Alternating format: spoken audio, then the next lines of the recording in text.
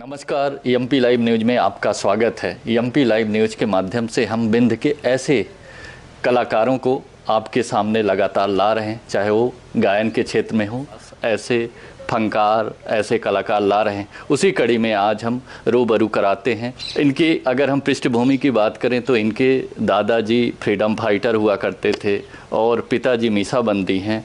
सिद्धार्थी जी, ये बताइए कि आपकी अभिरुचि कविता की ओर कैसे हुई? एक लंबा इतिहास इसके पीछे ये है। करीब 22-22.5 साल पहले की बात है। मेरे घर में मेरे पिता आदरणीय सुभाष श्रीवास्तव जी कार्यक्रम करते थे और सांस्कृतिक, साहित्यिक, सामाजिक कार्यक्रम। उसी क्रम में उन्होंने एक श्रृंखला का प्रारंभ किया, ईद मिलन समारोह और होली मिलन समारोह, जिसमें विंध्य क्षेत्र के साहित्यकारों को आमंत्रित करना, कवियों, शायरों, गायकों को। तो पापा का उद्देश्य था कि समाज में आपसी प्रेम, सद्भाव, भाईचारा, सौहार्द बना रहे। तो इसलिए होली के अगले बुढ़वा मंगल को होली मिलन समारोह और ईद के 2 दिन बाद ईद मिलन समारोह का कार्यक्रम पापा करते थे नरेंद्र नगर वाले घर में हमारे, जहाँ हम लोग पहले रहते थे। तो 3 फरवरी 1998 का कार्यक्रम था ईद मिलन समारोह का। विंध्य क्षेत्र के सभी वरिष्ठ साहित्यकार थे, भगवती शुक्ला जी, दादा भाई लाल विक्रमजीत सिंह जी, R.K. निगम जी, ओम नारायण तिवारी जी, आदित्य प्रताप सिंह जी, विनीत विक्रम बौद्ध जी, सभी साहित्यकारों के साथ कार्यक्रम था। कार्यक्रम शुरू होने के पहले मैंने पापा से कहा कि मैं भी कुछ बोलना चाहता हूँ। तो पापा ने कहा कि ये कार्यक्रम डिस्टर्ब कर रहा है और उन्होंने मुझे हटा दिया। कुछ देर बाद जब मंच के जो बड़े कवि थे, बुजुर्ग कवि थे, उन्होंने कहा कि सुभाष, तुम्हारा कार्यक्रम अभी शुरू नहीं हुआ है, हम सबकी ओर से 5 मिनट इस बच्चे को दे दो, ये जो सुनाए ये उसके ऊपर है। जब बुजुर्गों का आदेश था तो पापा ने भी उसको स्वीकृति दी और फिर पापा ने मुझे माइक पे बुलाया। मेरे मन में कुछ शेर व्याप्त हो गए थे जो कि पापा अपने मित्रों को सुनाया करते थे कमरे में बैठ करके, बाहर वाले, और मैं अंदर कमरे में बैठ करके वो चीज़ें सुना करता था। तो धीरे धीरे वो बड़े शायरों के शेर मेरे मन पे, मानस पटल पर बैठते गए और मैंने वही चीज़ें, जब कार्यक्रम की शुरुआत हुई तो मैंने वो जो सारे शेर जो मेरे मानस में, स्मृतियों में थे, उसका पहला शेर जो मैंने सुनाया था वो ये था कि काबिले फ़क्र नहीं वक्त का सुल्ता होना, बहुत बड़ी चीज़ है आदमी का इंसान होना। काबिले फ़क्र नहीं वक्त का सुल्ता होना, बहुत बड़ी चीज़ है आदमी का इंसान होना। क्यों देखते हो हाथों की झूठी लकीरों को, मैंने देखा है बनाते हुए शहंशाह फकीरों को। और रोशनी हो या ना हो, पर ये तो बताया जाए, क्या उजाले के लिए गांव जलाया जाए?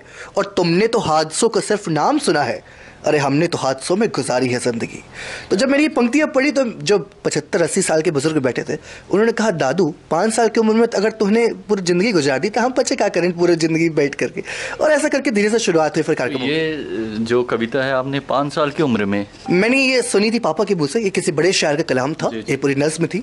और फिर धीरे धीरे ये सिलसिला हो गया कि जहाँ कोई कार्यक्रम होता तो मंच पर, टेबल पर खड़े कर देते थे और कहते थे कि शेर सुनाओ, और पापा मुझे गाइड करते थे कैसा सुनाना चाहिए। तो मेरे साहित्यिक गुरु मेरे पिता हैं आदरणीय सुभाष श्रीवास्तव जी, जिन्होंने मुझे साहित्यिक बारीकियाँ बताई, सुनाने की शैली बताई, कैसे आत्मविश्वास पैदा किया जाता है, वो उन्होंने हमारे अंदर डेवलप किया।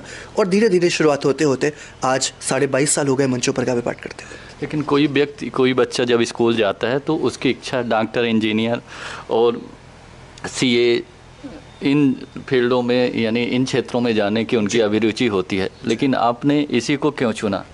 निसंदेह आपका प्रश्न बहुत जायज़ है। मैंने पूर्व में आपको निवेदित किया कि मेरे पिता स्वयं कवि हैं, साहित्यकार हैं और अभिरुचि उनकी साहित्यिक है।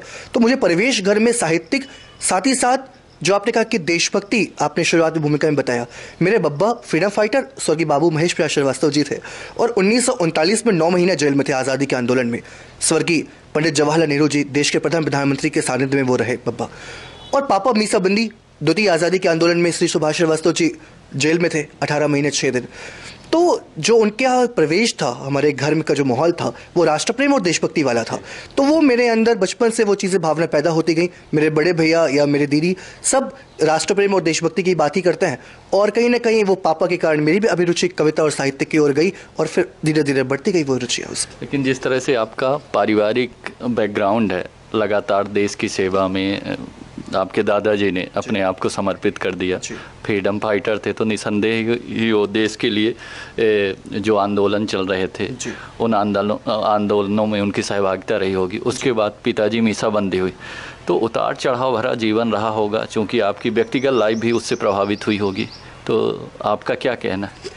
संघर्ष तो निसंदेह कहीं ना कहीं होता है, क्योंकि जब हम कंटकाकीर्ण मार्ग में चलते हैं, जब हम पथरीले मार्ग में चलते हैं तो राह में बहुत सारी दिक्कतें आती हैं। मंजिल का जो रास्ता है वो बहुत आसान नहीं होता है। किसी शायर ने कहा है कि होता है ज़रा मुश्किल हर काम ज़माने का, मंजिल के हर रास्ते आसान नहीं होते।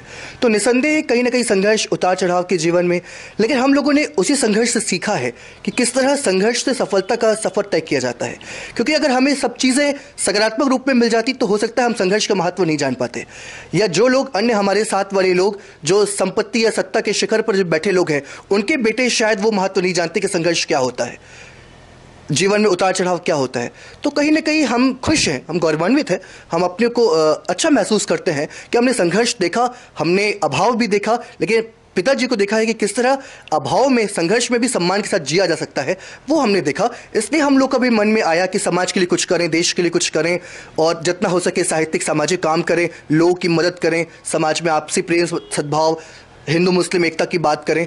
तो वो चीज़ें हम लोग को बचपन से जो मिली, तो कहीं ना कहीं संघर्ष हुआ, लेकिन आज हमें गर्व है कि हमारे पिता पर, हमारे बब्बा पर, और हमें अपने ऊपर भी गर्व है, हम भाई बहनों को, कि हम लोग एक नेक काम में ईमानदारी से, सच्चाई के राह पर चलते हुए समाज की सेवा कर रहे हैं, आगे बढ़ रहे हैं। हो सकता है बहुत आर्थिक लाभ ना हुआ हो, हम बहुत सारे बड़े घर ना हो, बड़ी गाड़ियाँ ना हो, लेकिन जितना है हम समाज और देश के लिए करें, उतने में हम संतुष्ट हैं कि ईश्वर ने हमें इतना तो दिया है कि हम सच्चा में कुछ कर पाने के लिए। लगातार 10-12 सालों से आप कविता पाठ कर रहे हैं, कविता के माध्यम से मंचों में आपकी प्रस्तुति होती है जी। तो ऐसा कोई मंच रहा हो जो यादगार मंच रहा हो, कोई अनुभव? जी, निसंदेह बहुत सारे मंच ऐसे हुए। 2004 में, 2004 का जो वर्ष था वो मेरे लिए काफ़ी सकारात्मक था और काफ़ी अच्छा था। उस साल शत्रुघ्न सिन्हा जी के साथ कार्यक्रम हुआ, जो अभिनेता हैं, इलाहाबाद में, और केबी पाठशाला के उस प्रांगण में। उसके बाद उसी वर्ष 4 सितंबर 2004 को पद्मश्री स्वर्गीय बशीर बद्र साहब के सानिध्य में रविंद्र भवन में काव्य पाठ करने का अवसर मिला, भोपाल में। इसके अलावा उसी वर्ष बहुत सारे कार्यक्रम हुए। दिल्ली में हुए कार्यक्रम अमर सिंह जी के साथ में, या 2 वर्ष पूर्व 2002 में नई गढ़ी में स्वर्गीय गोपाल दास नीरज जी, पद्मश्री जो वो भी हैं, उनके सानिध्य में काव्य पाठ किया। इसके बाद 2007 में उत्तर प्रदेश के हरैया बस्ती में कुमार विश्वास जी के साथ में कवि सम्मेलन किया। वहाँ के विधायक थे, तत्कालीन विधायक, उन्होंने करवाया था समाजवादी पार्टी के। तो ऐसा करके बहुत सारे मंच है। एक वाक्य मैं जरूर जो आपके चैनल के माध्यम से दर्शकों तक और श्रोताओं तक साझा करना चाहूँगा कि जब बशीर बद्र साहब के साथ वो मंच था 2004 का, उस कार्यक्रम के बाद उसी दिन संयोग से उनकी शादी की सालगिरह थी। वो नुसरत बद्र और वो दोनों लोग थे वहाँ पे। तो जब कार्यक्रम हो गया, पापा ने परिचय करवाया कि जिस बच्चे ने भी मंच पे काव्य पाठ किया है, बद्र साहब, वो आपके शेर सुनाता है, और आप जैसे बड़े शायरों के शेर सुना करके वो बड़ा हुआ और वो आगे चल रहा है, अपनी साहित्यिक यात्रा तय कर रहा है आपके शेर के द्वारा। तो उन्होंने कहा कि मेरे शेर सुनाता है तो सुनाओ। फिर मैंने उनका एक शेर सुनाया उन्हीं के सामने, उनके अंदाज में। वो शेर था कि हम एक दरिया हैं, हमें अपना हुनर मालूम है। हम एक दरिया हैं, हमें अपना हुनर मालूम है, जिस तरह भी चल पड़ेंगे रास्ता बन जाएगा। तो मेरे सुनाने की जो शैली थी, छोटी उम्र, बशीर बद्र साहब बहुत लंबे कद के, तो उन्होंने झुके और वो मुझे गले लगाए, और किसी ने उनको गुलदस्ता भेंट किया था शादी की सालगिरह के भेंट के स्वरूप में। उन्होंने वो मुझे दिया और एक फोटोग्राफर को कहा कि ले आओ, फोटोग्राफ ले आओ और वो तस्वीर कैद करो इस लम्हे को अपने कैमरे में। तो ये बहुत बड़ा मेरे लिए पल था, क्योंकि हम लोग बशीर बद्र साहब को पढ़ करके, सुन करके, उनके शेर को सुना करके बड़े हुए हैं। तो उनके सानिध्य में ऐसा एक घटना बहुत सुखद थी हमारे लिए।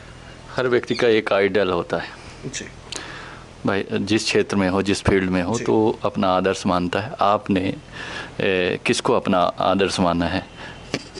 मैंने जिसको अपना आदर्श माना उसके लिए मैंने कविता लिखी है। मैं चाहता हूँ कि काव्यात्मक तरीके से आपके प्रश्न का जवाब दिया जाए। मेरे इस शोहरत काज हकदार कोई तो पापा है, मेरे इस शोहरत काज हकदार कोई तो पापा है, जिन्हें खुशियां मुझको दी हजार कोई तो पापा हैं, जिनसे सीखा मैंने सदा जिजीविषा और जीवटता, मेरे लिए वो ज्ञान का भंडार कोई तो पापा है। दुर्लभ पथ के घोर तिमिर में वरद हंस देके अपना, अंतस मन में जिसने भरा उजियार कोई तो पापा है। पिता वही और वही गुरु है, साथ मेरे आदर्श भी, मेरे लिए तो ईश्वर का अवतार कोई तो पापा है। मन में रख के प्रेम कभी उसको ना दिखलाते वो, फिर भी बच्चों के खातिर संसार कोई तो पापा है। 5 साल और 8 साल की उम्र में इन कविता से पूरे देश में अपना नाम रोशन किया और पूरे देश में अपनी कीर्ति फैलाई।